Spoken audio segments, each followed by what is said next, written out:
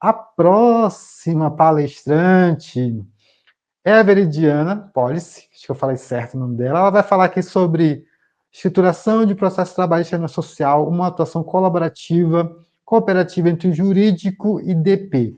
Pessoal, o currículo dessa mulher é muito grande, tá?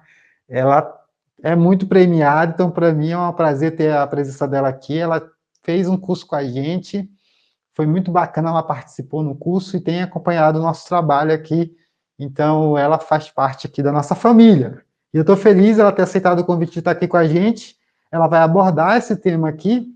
Eu poderia falar aqui todos os prêmios que ela já recebeu, mas depois vocês procuram lá nas redes sociais lá, eu tenho certeza que, além de tudo isso, ela tem muita coisa para compartilhar com a gente agora, nessa tarde. Eu acho que ela já está preparada, então já posso até chamar ela que tem mais de 25 anos de experiência na área trabalhista e previdenciária. Veridiana, seja bem-vinda. Obrigada, Luciano. É um prazer imenso estar aqui com vocês. Eu agradeço primeiramente ao DP Conectado, a você especialmente, Luciano, por essa oportunidade que foi a mim conferida de me conectar com todos vocês nessa tarde e nesse dia que é uma grande homenagem aos profissionais de recursos humanos e, claro, também de departamento pessoal. Eu, particularmente, não sou da área de recursos humanos e também não sou da área de departamento pessoal, mas os meus maiores interlocutores na minha jornada de advogada trabalhista são vocês. Então, eu saúdo a todos vocês, parabenizo pelo dia de hoje. Eu acho que essas datas são datas simbólicas e para a gente não se esquecer da importância de tudo aquilo que é realizado pelo RH e também pelo DP. Gostaria de dizer também, assim, amarrando a tua fala, Luciano, que eu conheci o DP Conectado por uma necessidade minha de entender melhor a questão do módulo trabalhista do E-Social. Eu sempre digo para os meus clientes, eu advogo na área trabalhista, mas na área patronal, eu milito na área do direito empresarial trabalhista, e os meus maiores parceiros dentro dessas empresas, mais do que recursos humanos, né, os profissionais voltados a treinamento, recrutamento e seleção, os meus maiores parceiros é quem está ali no dia a dia de DP, onde a legislação trabalhista, a gente tem ali uma inflação legislativa muito grande, e é quem a gente está trocando figurinha o tempo todo. E na minha jornada também, enquanto advogada trabalhista, eu digo que eu aprendo muito, claro, através dos livros, através desse universo jurídico, mas, gente, na real, na prática, eu aprendo com vocês. Quando o E-Social chegou, eu disse o seguinte, gente, como é que eu faço agora, né? Como é que eu dou uma orientação de anotação em CTPS, né? O que é o E-Social? E aí eu tive um caminho árduo. Eu não opero o E-Social, já vou dizendo para vocês, tá bom? Então, se eu cometer alguma gafe em relação ao E-Social, vocês me perdoem. E como o Luciano disse, eu estava ontem tendo uma aula particular com ele por conta de algumas alterações, mas eu preciso estar inteirada do que se passa nesse universo, porque senão também a gente não consegue estabelecer uma boa parceria dentro de departamento pessoal das empresas. Então, eu venho aqui com toda humildade dizer a vocês que, assim, eu aprendo muito e diuturnamente com os meus parceiros de departamento pessoal. E aí, esse tema, quando o Luciano me convidou, ele falou assim, Veridiana, vamos falar um pouquinho da questão do novo módulo de processo trabalhista do E-Social, com esse enfoque não jurídico. É claro que eu vou ter que me desculpar com vocês, eu vou ter que falar um pouco das questões jurídicas, mas o quão importante será, a partir de 1º de julho, a gente, enquanto DP jurídico, estarmos bem conectados, tá bom? Se nós não tivermos uma boa conexão, uma boa sinergia, um espírito colaborativo e cooperativo, eu temo muito do que pode sobrevir aí para as empresas e para os empregadores domésticos também, quando esse módulo entrar em produção. Bom, pessoal, então assim, só para retomar, quando veio então a ideia de falar um pouco sobre essa interface entre o jurídico e o DP, para essa pauta específica, que é um novo módulo do processo trabalhista no e-social, a escrituração dos processos trabalhistas, logo que isso chegou lá em janeiro, né, nós teríamos a data de início em 16 de janeiro, e efetivamente o governo achou por bem prorrogar, as empresas e também os advogados não estavam preparados para essa nova realidade, isso prorrogou-se para abril, e de abril aí nós tivemos a prorrogação para 1º de julho. Eu acredito que em 1º de julho nós tenhamos esse módulo já ativo, mas o que eu vou compartilhar com vocês é uma visão, tentar fazer um overview desse módulo. É claro que em todos os pontos atinentes ao e-social, vocês vão ter um domínio muito maior do que o meu, mas aí a minha fala vai ser voltada muito para a importância da gente conseguir construir juntos jurídico e também departamento pessoal ou os contadores que prestam serviços para empresas menores, e nós sabemos que dentro de uma realidade da justiça do trabalho, a maior parte dos processos são processos de microempreendedores, né? Então, tem muito ME, muita EPP com processo na justiça do trabalho que, às vezes, não tem um RH internalizado e se vale ali de profissionais que realizem isso externamente. Então, esse olhar é tanto para os profissionais de DP internos de organizações, como também para os profissionais que no dia a dia ali trabalham com processamento de folha de pagamento e fazem todos os fluxos e rotinas atinentes a departamento pessoal de empresas menores, tá bem? Então, esse seria o disclaimer inicial. E aí, se vocês puderem compartilhar a apresentação, eu tentei fazer algo didático, tá bem? Para ser um pouco mais fácil. Eu não estou no modo apresentação, me equivoquei aqui. Vamos ver se agora está ok. Está no modo apresentação, está ok. Então, pessoal, vamos lá. A ideia é que a gente monte ali um passo a passo dos processos trabalhistas no e-social, e eu gosto muito dessa ideia de subir escada, porque eu acredito que vai ser um passo por vez. Tá bom? E nesse processo de subida e de escalada, eu enxergo que a gente tem alguns atores sociais importantes para serem destacados. O primeiro deles é a Justiça do Trabalho. A Justiça do Trabalho também está encarando tudo isso como uma grande novidade.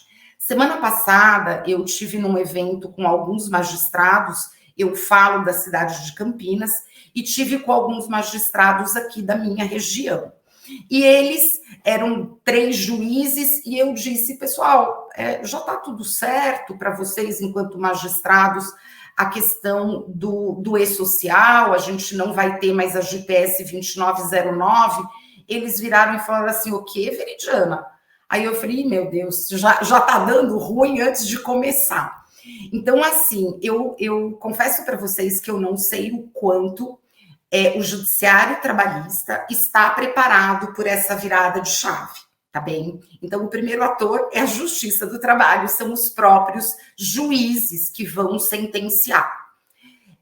O segundo ator são os próprios advogados, os departamentos jurídicos das organizações ou os advogados que ali militam para algumas empresas de pequeno, médio ou grande porte. Depois são vocês, né? O departamento pessoal. E aí, de novo, eu estou lendo o departamento pessoal de uma forma mais abrangente, tanto internalizados dentro de organizações, como aqueles que prestam serviços.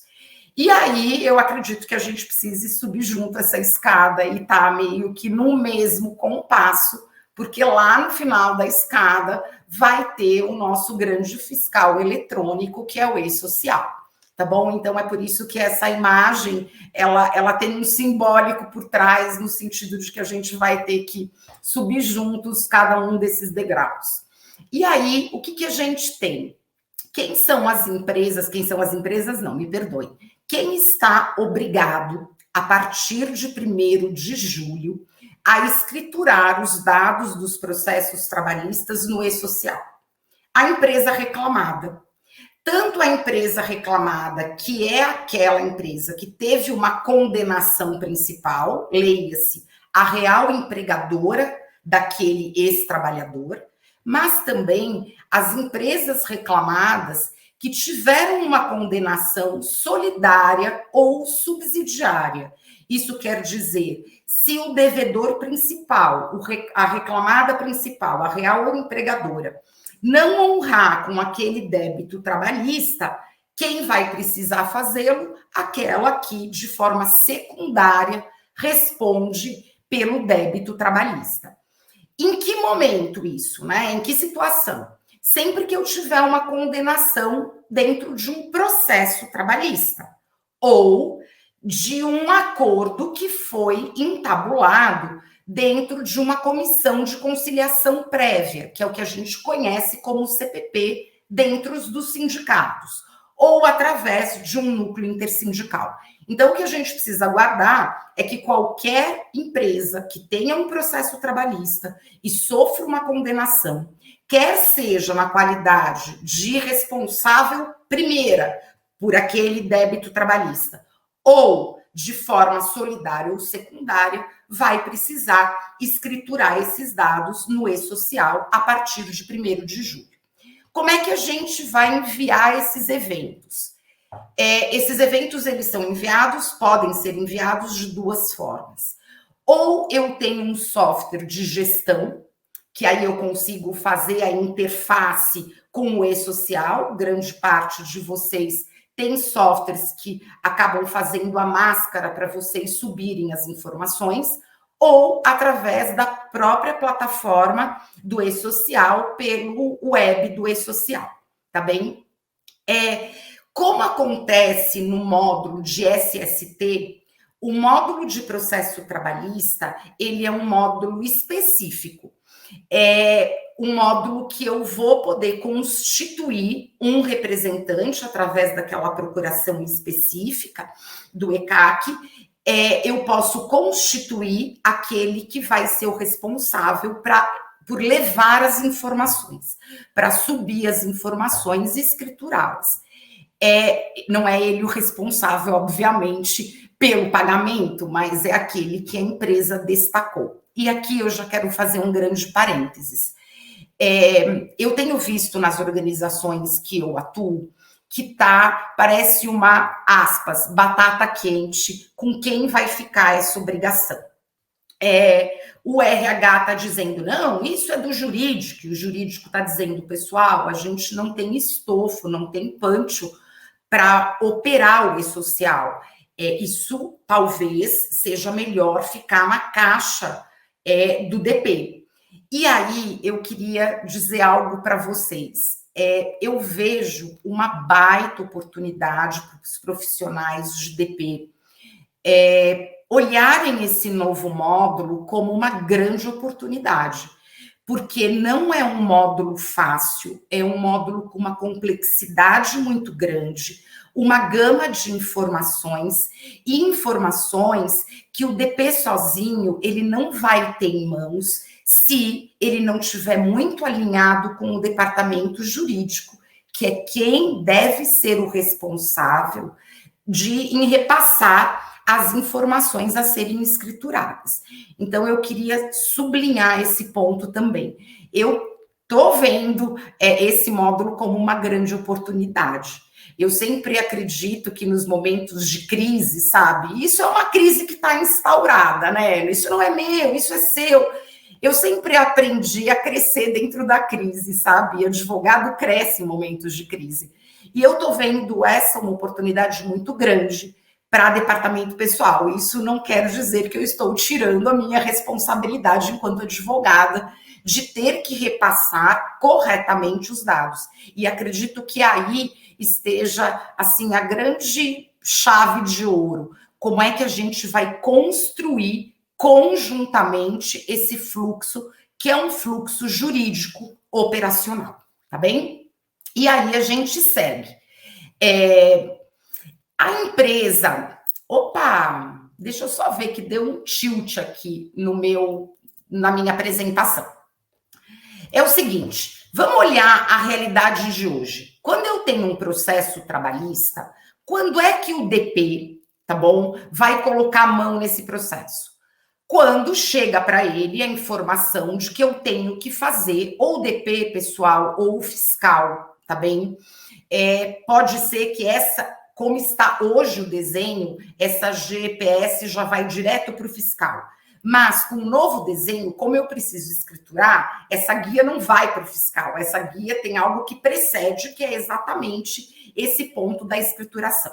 Mas o que nós temos hoje? Hoje, todo o processo trabalhista, quando eu tenho qualquer verba paga que tenha-se ali verbas de natureza salarial, que contemplem o salário de contribuição, que eu encare aquela verba como uma verba integrante do salário de contribuição do trabalhador, as empresas já deveriam recolher, né, esse valor devido, tanto de INSS, quanto de fundo de garantia, quanto de imposto de renda retido na fonte, através de duas formas. Eu precisaria fazer a GFIP 650 para os recolhimentos previdenciários e gerar uma GPS, que é a GPS que a gente conhece, que é a 2909. Qual é o ponto de atenção? Essa GPS 2909, quando as empresas recolhem no processo trabalhista e não fazem a GFIP 650, sabe o que acontece? Esse valor voa. Né? Esse é um valor que não é um valor carimbado. Eu não consigo identificar que aquele valor que eu recolhi refere-se às horas extras de determinadas competências do trabalhador João da Silva. Isso se perde. Quando o João da Silva precisar pedir um benefício ou quando ele intencionar se aposentar, aqueles valores que ele recebeu de horas extras naquele processo inexistem, não estão no QNIS desse trabalhador. E esse trabalhador vai ter que entrar com uma ação na Justiça Federal para ter reconhecido o seu direito de que aquele salário de contribuição, que foi reconhecido pela Justiça do Trabalho, fruto de horas extras trabalhadas e não recebidas no momento correto, passem a integrar o seu salário de contribuição para fins de apuração dos seus proventos de aposentadoria, por exemplo. A realidade é que hoje, pessoal, do que eu conheço, poucas empresas fazem a GFIP 650. Elas recolhem a GPS 2909. O FGTS deveria ser recolhido através da GFIP 660, bem como a retenção de imposto de renda retido na fonte, tá bom? Essa é a realidade atual. Como é que a gente vai mudar a chave para 1º de julho? A partir de 1º de julho, somente alguns processos vão para o e-social, passam a ter a obrigatoriedade de escrituração. Não são todos. A gente vai ter uma data de corte, e essa data de corte, a priori, é 1/7/2023. Então, apenas os processos julgados com trânsito em julgado, quer seja de uma sentença líquida, que o juiz, na própria sentença, já definiu. O João da Silva tem direito a R$1.000 de horas extras, a R$2.000 de dano moral. O trânsito em julgado, quando não couber mais recurso, isso é trânsito em julgado.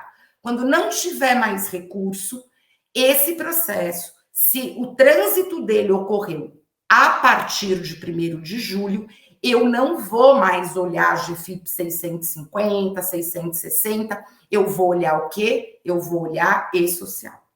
Veridiana, e os processos que já transitaram em julgado antes de 1º de julho. Segue o fluxo normal. Qual é o fluxo normal? O fluxo normal é GFIP 650 para recolhimento de INSS, mais GPS 2909 e GFIP 660 para fundo de garantia e retenção de R na fonte. Tá bem? Como é que fica a partir de 1º de julho? Pessoal, tem um erro aqui, ó. É a partir de 1º de julho, tá bom? É que esse material, ele tá pronto desde 1º de abril, né? Que era o dia da mentira, e de fato foi uma mentira, não entrou em 1º de abril e vai entrar em 1º de julho. Então, o que vai acontecer a partir de 1º de julho? Acaba, para esses processos que forem julgados a partir de 1º de julho, o que eu vou ter que fazer? Eu vou ter que ir lá no módulo de processo trabalhista do E-Social e eu vou ter que enviar 2 eventos, ou apenas um, e a gente vai entender quando envia os 2 ou quando envia um só, que é o evento S2500 e o S2501. Eu vou ter a substituição da GFIP 2909 e da GFIP 650 por uma DARF numerada via DCTF Web. O que vai acontecer de bom, né? A partir do momento em que tudo isso vai estar escriturado, isso vai alimentar o CNIS do trabalhador. Então, aquele João da Silva que precisou entrar com uma ação para serem reconhecidas as verbas de horas extras que ele ganhou no processo trabalhista, porque não estavam no CNIS, a partir de agora, esse trabalhador pode dormir tranquilo que aquelas horas extras vão tá lá no CNIS, claro, acrescidas daquele salário de contribuição que lá já constava, tá bom? Com relação à GFIP 660, de recolhimento de recolhimento de fundo de garantia, a gente ainda vai ter a obrigação de manter a GFIP 660, porque ainda não tem, o sistema do FGTS digital não está operante. Eu confesso que eu não acompanho isso de perto, mas eu acompanho um professor que eu tive o privilégio de conhecer nesse curso que eu fiz no DP Conectado, que é o professor Zander, e ele é um expert no assunto, enfim, ele está à frente de todo esse sistema operacional e, de fato, parece-me que não vai entrar esse ano. Então, eu vou ter a obrigação ainda patronal de, se eu tiver um processo trabalhista com determinação de recolhimento de fundo de garantia, eu ainda vou precisar recolher através da GFIP 660, tá bem? Essa daqui é a carinha. Lembrem vocês que, como eu sou uma reles advogada, eu não trabalho numa empresa de software, eu não consigo acessar o E-Social. E quando você entra, e eu tentei fazer várias vezes isso, nesse módulo processo trabalhista, ele não abre para mim ainda, né? Porque ele não está em produção. E aí eu consegui, através da leitura do manual do E-Social, ali que eu peguei as informações. Então, eu também, novamente, peço escusas se eu tiver com alguma falha técnica, porque tudo isso aqui que eu estou trazendo para vocês é do meu estudo, do manual do E-Social e, claro, dos cursos que eu tenho feito para conseguir minimamente me aprofundar. Então, essa é a carinha do E-Social. O que eu sei, e tenho conversado com vários profissionais de DP nas empresas que eu assessoro, é que esse módulo ele não vai interferir no processamento da folha de pagamento e nem nos registros de eventos trabalhistas. Por isso que ele é um módulo em separado. É claro que eu vou ter algumas situações excepcionais em que eu tenha uma sentença que altera, por exemplo, data de admissão, eu vou ter que primeiro no web geral modificar aquela data de admissão para depois seguir com o S2500, tá bom? Mas, a priori, o que a gente tem eu tenho aqui a caixinha do empregador, do processo trabalhista e dos recolhimentos previdenciários e fiscais. Quais são os eventos e a partir de que momento, qual é esse fato gerador da minha obrigação de escriturar esses dados no e-social. Como eu falei para vocês há pouco, são todos os processos que eu tenho uma decisão líquida com trânsito em julgado quando não couber mais recurso a partir de 1º de julho.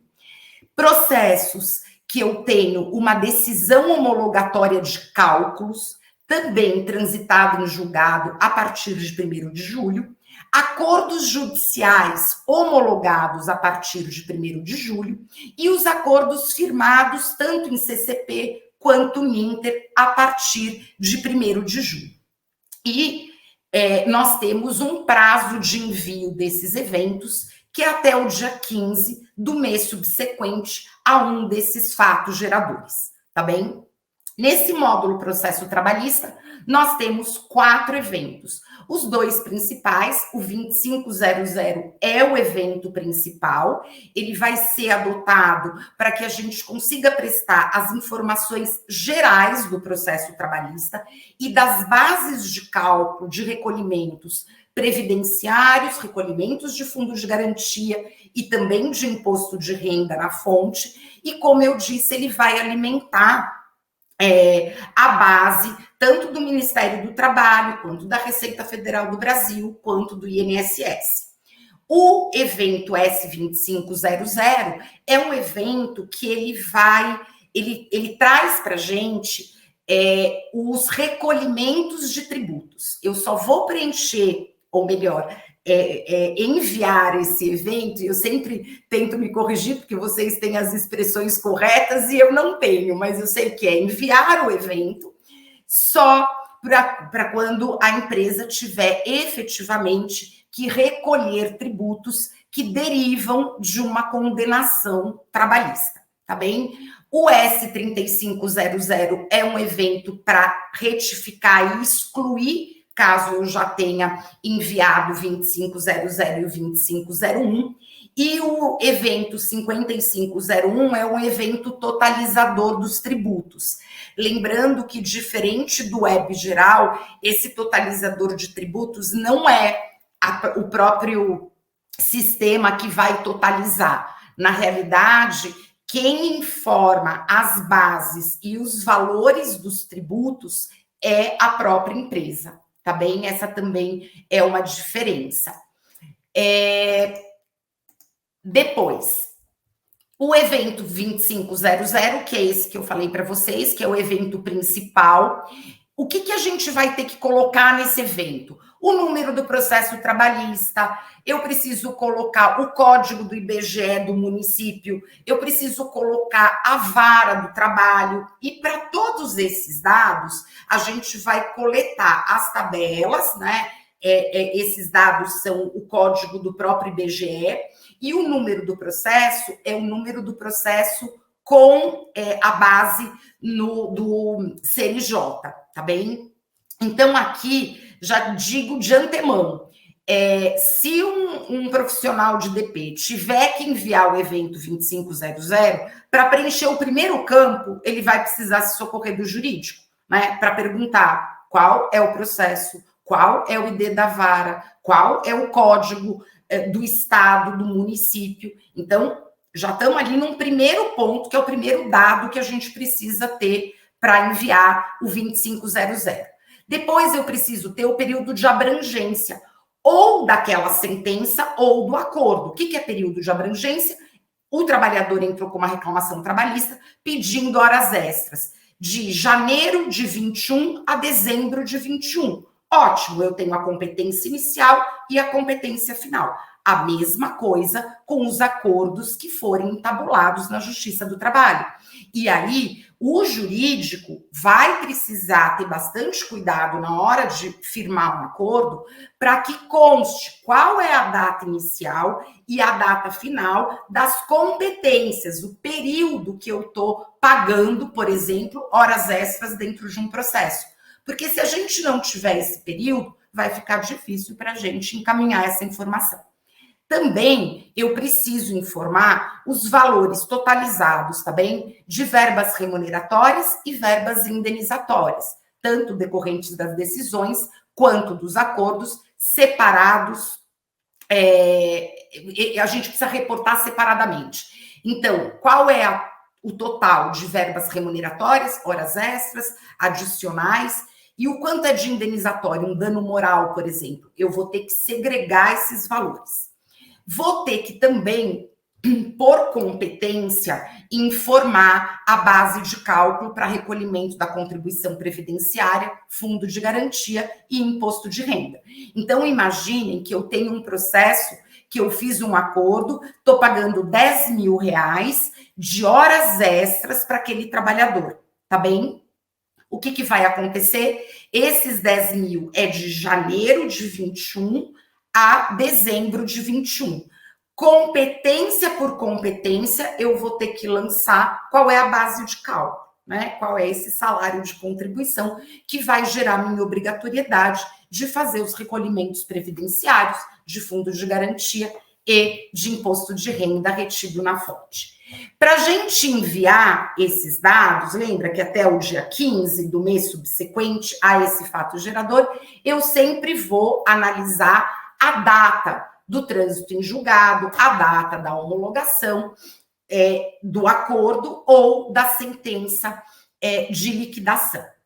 Essas bases que vão ser informadas nesse evento, elas são complementares àquelas que vocês já prestaram no web geral, tá bem? Elas só complementam. Então, se o trabalhador recebe R$2 mil de salário, já está lá. Isso já está reportado no E-Social. Eu não vou ter que reportar novamente. Aqui eu só vou reportar os R$1.000 que ele recebeu de horas extras, tá bem? Quais são os pré-requisitos para a gente enviar esse evento? Ter enviado o S1000, que são as informações do empregador. E aqui, galera, vocês sabem bem melhor do que eu todos esses S's e todos esses eventos do web geral, tá? Depois, a identificação do evento é o CNPJ do declarante e o CPF do trabalhador e o número do processo, tá? Então, essas informações também, o número do processo, quem vai ter que passar é o jurídico. O jurídico também vai ter que dizer, olha, esse processo é o do José da Silva. Então, essas informações precisam sair do jurídico. O DP não vai ter uma bola de cristal para descobrir. A matrícula também é importante. Se eu tenho um reclamante que é o ex-empregado da empresa e esse empregado já está declarado no E-Social, a gente vai usar a mesma matrícula, tá bom? Se a decisão judicial ou esse acordo determinar qualquer alteração nas informações contratuais ocorridas durante o período do vínculo, aí eu vou ter que mexer lá no 2206, primeiro no web geral, para depois voltar para o 2500. Agora, se eu tenho um processo que reconheceu o vínculo de emprego, eu vou conseguir, através do 2500, preencher todas as informações do contrato. Todas, tá bom? Então, eu vou fazer como se fosse a contratação, né, daquele vínculo no 2500 e não no web geral. Daí vocês vão me perguntar, Veridiana, se as informações não chegarem para o DP, o que a gente vai fazer? E é por isso, de novo, pessoal, o fluxo operacional, ele precisa existir. A gente tem que definir papéis e responsabilidades, porque senão eu temo que as empresas vão ter um problema muito sério e vai doer no bolso, porque a gente está falando de tributos que agora eu não estou lá na Justiça do Trabalho, desculpa o termo, dando um gatinho para não recolher multa previdenciária, agora é DCTF Web. Né? Eu estou declarando já, e é caixão e vela preta. Então, se não tiver muito bem colocado, né, de fato, as informações para o departamento pessoal, a gente vai ter problema na hora de escriturar. O que tem de super importante nesse evento, nesse evento no S2500? Eu preciso escolher um tipo de contrato.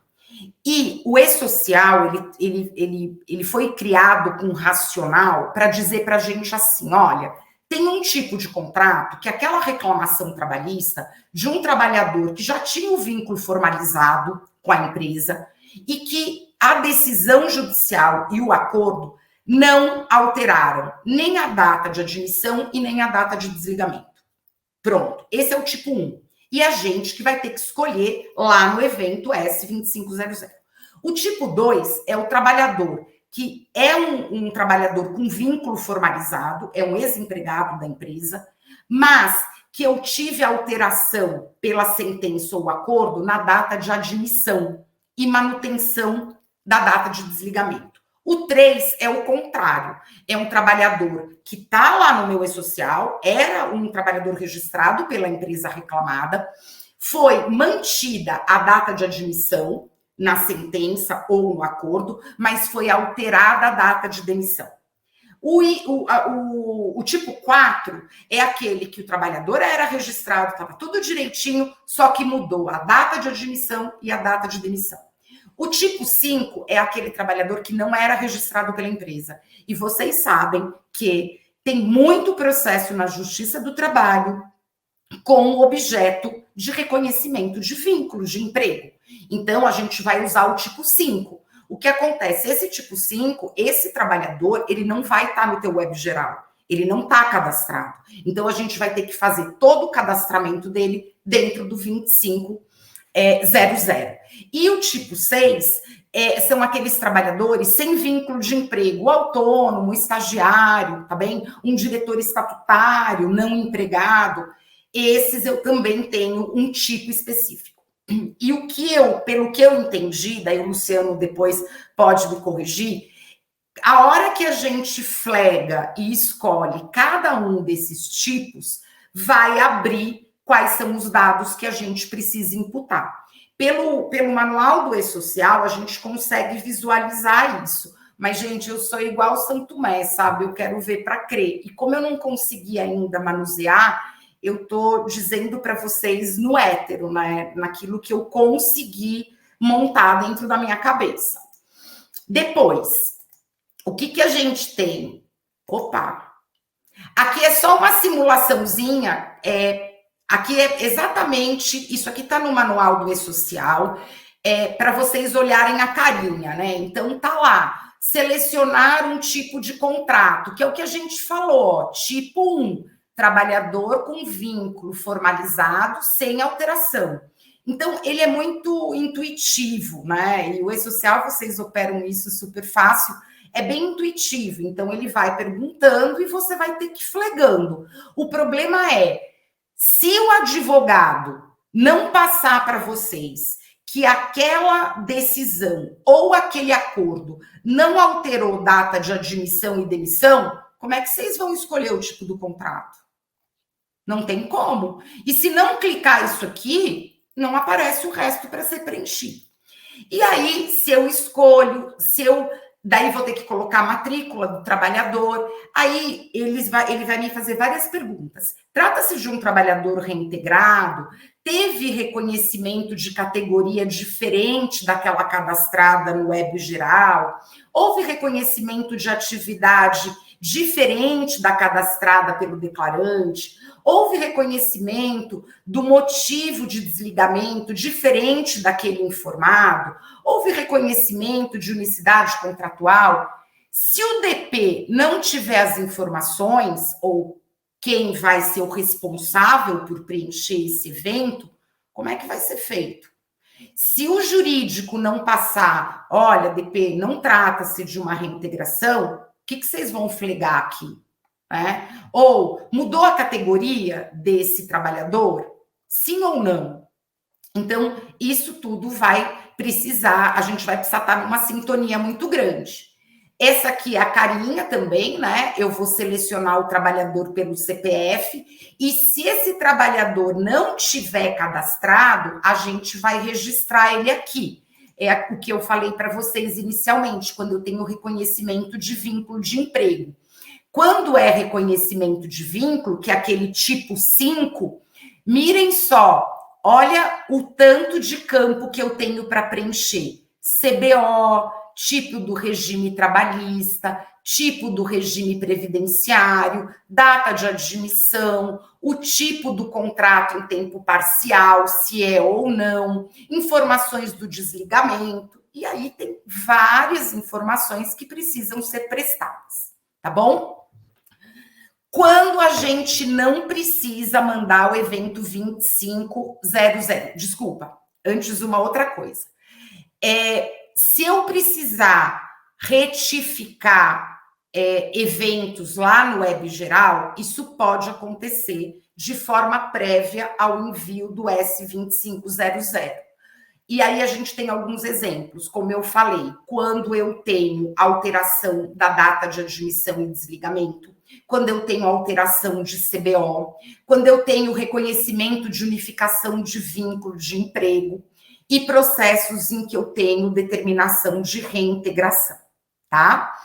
E aí, esse evento 2500, como a gente falou, é o evento principal, ele trouxe todos esses dados gerais que a gente falou, do processo, do empregado, enfim, do trabalhador. Mas o evento 2500, ele também tem um efeito remuneratório. Eu vou olhar o efeito remuneratório da decisão, né, tanto uma decisão de sentença de liquidação, quanto de um acordo homologado. E aí, o que eu vou precisar? Informar aquele período abrangido, a primeira e a última competência. Horas extras do período de janeiro de 21 a dezembro de 21. Vou precisar informar separadamente verbas de natureza salarial, leia-se remuneratórias, base de cálculo para INSS, Fundo de Garantia e R-Fonte, e as verbas de natureza indenizatória, que não vai ter base de incidência dos tributos. Depois, eu vou precisar informar também a parcela devida a título de aviso prévio indenizado. E no manual do E-Social, ele traz para a gente que eu vou ter que desmembrar do meu cálculo. Então, eu tenho API? Tenho. Qual é o valor do API e qual é o valor do 13º sobre o API? Tá bom? Isso também tá lá. E depois eu vou ter que abrir competência por competência cada base de cálculo. Então, janeiro de 21, esse trabalhador recebeu R$ 560 de horas extras. Ótimo. Qual é a base de cálculo? Qual é o salário de contribuição dele? 560. Tá bem? Esse 560, ele não vai estar atualizado, nem atualização, correção monetária e nem juros. O valor é o valor originário. Nós tivemos essa aula que o Luciano me deu ontem, nós tivemos uma alteração recente, uma nota técnica, que é a de número 2 de 2023, que teve uma alteração bem boa para a gente nesse evento. Por que bem boa? Porque esse evento, se eu tivesse uma competência que esse trabalhador, vamos no nosso exemplo, né? O João da Silva recebeu horas extras de janeiro de 21 a dezembro de 21. Se durante 3 meses ele não tivesse horas extras, eu precisava entrar e colocar 000000. Agora me parece que com essa alteração eu não preciso ficar digitando 00. A competência não preenchida presume-se que eu não tenho base, né, de cálculo para a incidência dos tributos. Então, esse é o segundo ponto. Aqui também, gente, depois eu vou deixar o material com vocês, é o próprio exemplo que está no manual do E-Social para a gente enxergar como é que isso vai ficar. Então, aqui é um acordo, e aí vocês vão poder ler com carinho, aqueles que já tiveram oportunidade de ler o manual do E-Social desse evento específico, e tem também um manual específico dos eventos trabalhistas. Isso foi bem bacana, que o governo liberou, porque a gente consegue estudar um pouco mais a fundo, tá bem? Depois é o segundo evento. Luciano, vou te pedir um favor, eu falo mais que o homem da cobra. Se você precisar me cortar, você me avisa, por gentileza. O evento S2501 é o evento diferente do 2500, que são as informações gerais e as bases de cálculo. O 2501, a gente só vai enviar esse evento se eu tiver tributo para recolher. Então, imaginem vocês que eu tenho um processo trabalhista, um acordo trabalhista, que eu só estou pagando dano moral. Dano moral é uma parcela indenizatória, que não vai ser base de cálculo para INSS, imposto de renda retido na fonte, e também FGTS. Então, eu não vou precisar enviar o 2501, eu só vou enviar o 2500, tá bem? O 2501, então, ele vai ser enviado sempre que eu precisar informar valores de imposto de renda retido na fonte e valores de contribuições previdenciárias, inclusive de terceiros. E aqui eu abro um grande parênteses, pessoal. Na Justiça do Trabalho, a Justiça do Trabalho não é competente para executar a contribuição de terceiros. Tá bem? Então, a Justiça do Trabalho, via de regra, as empresas só recolhiam a cota patronal, a CPP patronal, a cota do empregado e o RAT ajustado, e não recolhia terceiros. O grande pulo do gato para a Receita Federal do Brasil, acho que isso vai engordar os cofres dos devidos destinatários, é que a hora que vai via DCTF Web não tem mais como. Eu vou precisar informar terceiros também, tá bem? Então, isso para mim vai fazer diferença e vai fazer diferença, inclusive, na própria provisão da empresa, se a gente olhar a questão dos recolhimentos previdenciários. Qual é o prazo de envio desse evento? Até o dia 15 do mês subsequente ao pagamento determinado na decisão judicial. Isso pode ser antecipado se eu tiver uma determinação judicial em contrário. Se eu tiver uma determinação judicial, recolha em 48 horas, eu vou ter que também me haver com esse prazo, tá bem? Pré-requisito, eu preciso ter enviado 2500. Isso quer dizer, eu posso ter só um 2500, mas eu não posso ter só o 2501. Eu preciso ter o 2500 para ir conseguir enviar o 2501, o que faz todo sentido pelo racional do próprio sistema. De novo, quando nós não tivermos contribuições previdenciárias ou de imposto de renda a ser recolhido, eu não preciso enviar o 2501. A chave de identificação do 2501 é a mesma utilizada para identificar a confissão de dívida.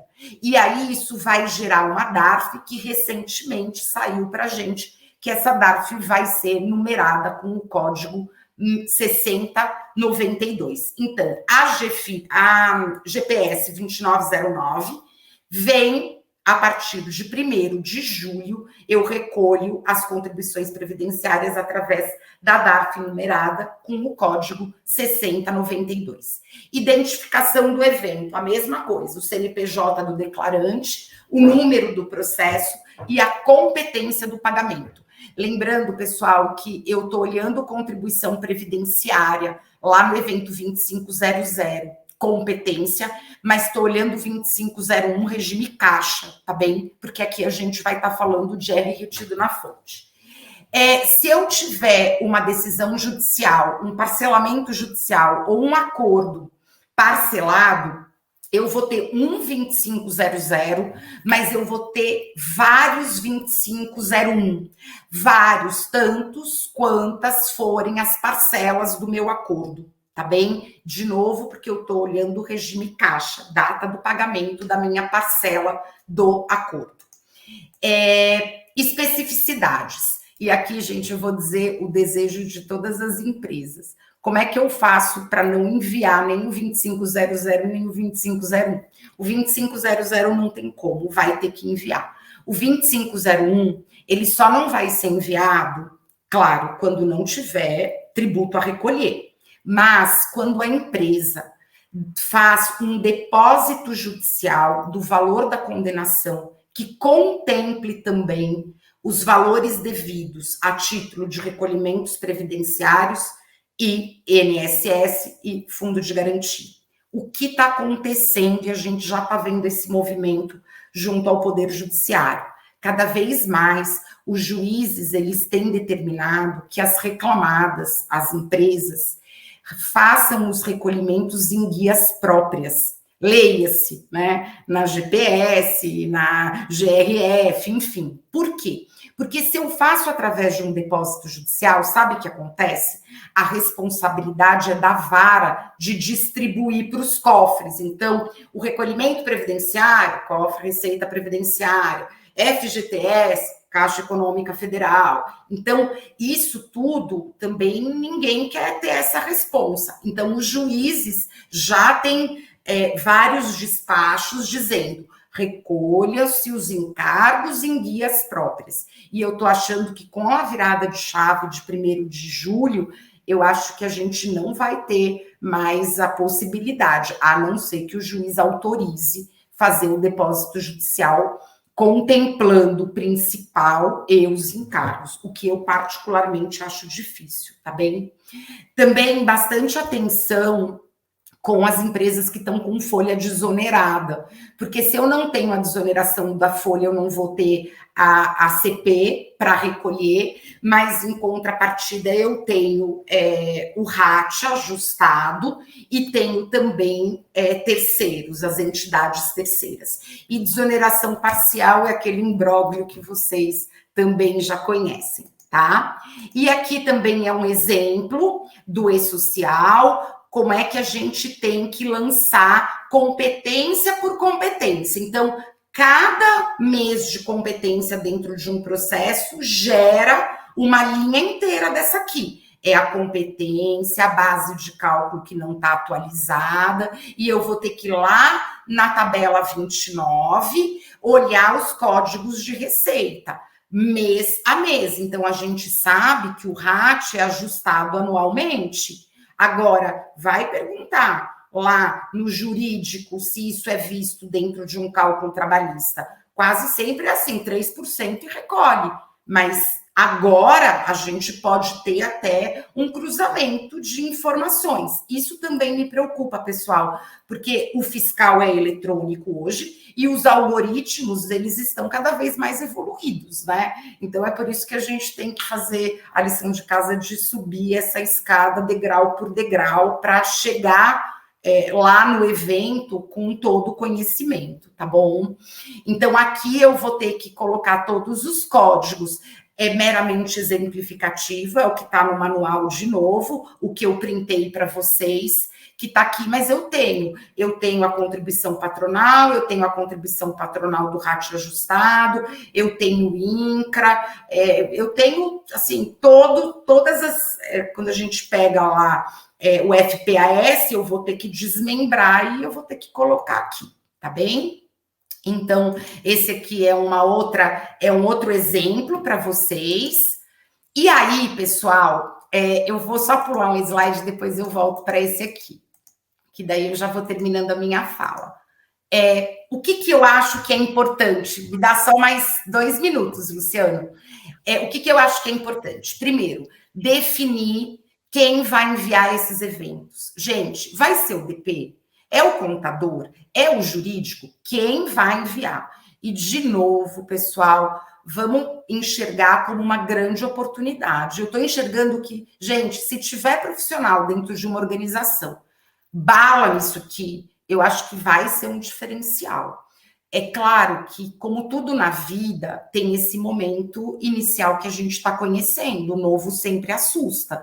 Daqui 1 ano, quando a gente voltar para comemorar de novo o dia de vocês, a gente vai olhar no retrovisor e vai falar assim: putz, lembra como a gente sofreu com o evento 2500? Olha como está muito mais fácil. É esse momento inicial. E assim, as oportunidades estão aí. Então, quem bem conhecer e dominar esses 2 eventos, que são complexos, eu acho que sai na frente, sabe? E por isso que eu gosto, eu particularmente, eu estou sendo cobrada, né, pelas empresas, então eu estou desenhando esse fluxo junto com o DP. Então, eu tenho comitês dentro das empresas que eu trabalho para a gente entender qual é o melhor fluxo. Então, a primeira coisa, galera, quem é o responsável? Né? Precisa ter alguém que vai chamar a responsa. Depois disso, tudo bem, quem é o responsável por enviar os eventos, mas a gente viu que até sair o FGTS digital, eu tenho que preencher a GFIP 660. Quem vai fazer recolhimento do FGTS? Depois, definir se eu vou enviar esses dados via um programa de interface, uma máscara, um software, ou se vai ser direto na plataforma do e-social.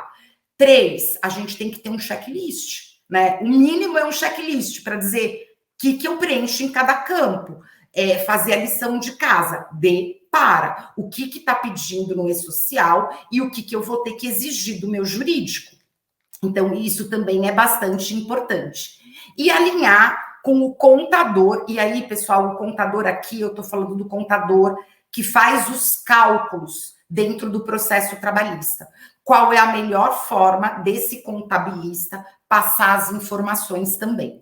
E nesse curso que eu fiz com o Luciano, a gente fez um exercício de desenhar juntos um checklist. Esse foi o meu exercício primeiro, é o que eu tenho feito com as empresas e trago aqui para vocês, que é exatamente fazer um depara do e-social, né, dos eventos. Então, número do processo, nome do reclamante, CPF, é um trabalhador direto ou indireto? Porque se eu tenho responsabilidade subsidiária, por exemplo, eu preciso saber o nome da empresa que era prestadora de serviço e o CNPJ dessa empresa. Então, a gente precisa também colocar isso aqui. Qual é o tipo de contrato? Quem tem condições de dizer qual é o tipo do contrato? Quem leu a sentença ou quem leu a decisão do acordo. Então, o advogado precisa passar essas informações. E depois, para cada janelinha do e-social, a gente foi fazendo um depara, tá bom? E eu peguei um cálculo real nosso e falei, vamos tentar fazer um exercício, vamos fazer no MOOC. Gente, eu fiz isso aqui no MOOC, tá bom? E vou dizer para vocês que não foi nada agradável. Por isso que eu acredito que buscar um software que faça essa interface e consiga trabalhar com as planilhas de cálculo trabalhista, tá bom? O cálculo que foi homologado no judiciário e a gente conseguir jogar para essa base. Por quê? Competência por competência, mês de referência à competência, o valor base de cálculo da contribuição, o valor sobre o 13º, base de cálculo de fundo de garantia, 13º sobre fundo de garantia, aí vai. E depois eu preciso fazer o mais difícil, que essa para mim é a maior dor, que é o 2501. Porque se eu errar nesse valor a ser recolhido de tributo, a empresa pode ter um problema sério. E quem vai responder por esse problema sério? Lembrem-se que aqui é a competência. A base de cálculo é a gente que coloca ipsiliteris do que está no cálculo de liquidação homologado. Horas extras de janeiro de 21, 133,07.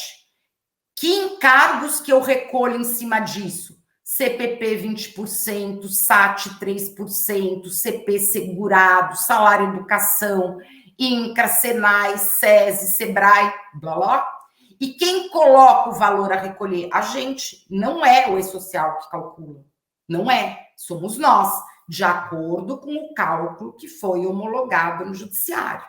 E isso aqui a gente tem que fazer competência por competência, tá bem?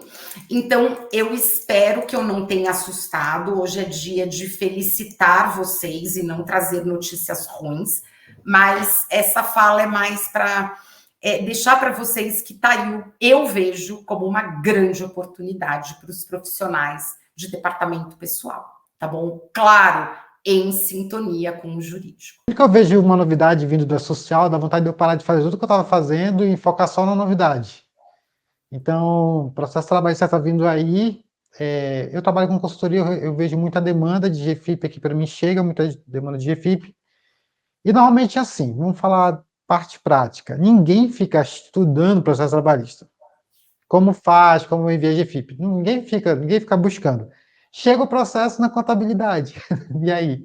O que faz? O que diz a decisão? Tem que recolher INSS, tem que recolher isso, tem que recolher aquilo. Aí a pessoa vai correr, aí que a pessoa vai correr atrás para resolver, fazer. E como também não tem uma fiscalização, vamos dizer assim, né, por causa da metodologia que é aplicada hoje, e inclusive muitos trabalhadores acabam até sendo prejudicados, você até citou a questão do INSS, né, o trabalhador depois tem que ir lá pedir o reconhecimento e tal, senão não acontece. Agora com o social vai ser diferente. E particularmente eu estudo social, eu achei que ficou um pouco complexo esses eventos aí. E, na minha opinião, olha que eu estou estudando social, para mim está um pouquinho complexo, e sem falar também que tem essa dinâmica, né, de jurídico e DP, as linguagens são diferentes, tem cálculo que o advogado faz que a gente fica se perguntando como é que ele fez esse cálculo, tem um BJCalc aí também no meio de toda essa confusão, né? Tem É bastante isso coisa aí, acontecendo. Luciano. Por isso são desafios, e eu acho que eu gosto muito de trabalho multidisciplinar. Eu acho que isso agrega muito, né? Todo mundo aprende. Então é aí uma jornada para a gente trilhar. Eu acho que você tinha que fazer várias lives aí explicando cada um desses eventos, viu? Porque Vamos pensar nisso. Pessoal, isso aí pensa com foi só uma carinho. introdução. Isso foi só uma introdução e tá vindo aí dia 1º/7 já para o processo trabalhista e é uma oportunidade de renda extra também para quem é do DP. Fiquem atentos aí, tá bom? Veridiana, quero te agradecer pela tua participação aqui no nosso evento. E é isso. Vou Eu continuando que aqui, tá? agradeço, pessoal. Um abraço, uma ótima tarde para vocês e parabéns. Igual a Tchau. Veridiana lá no Instagram, tá? Sigam ela lá. Mais uma vez, quero pedir para você se inscrever aqui no canal. Nós estamos no DP Conectados com 2023. Deixa like, vai deixando like, pega esse vídeo, compartilha aí nos grupos de departamento pessoal.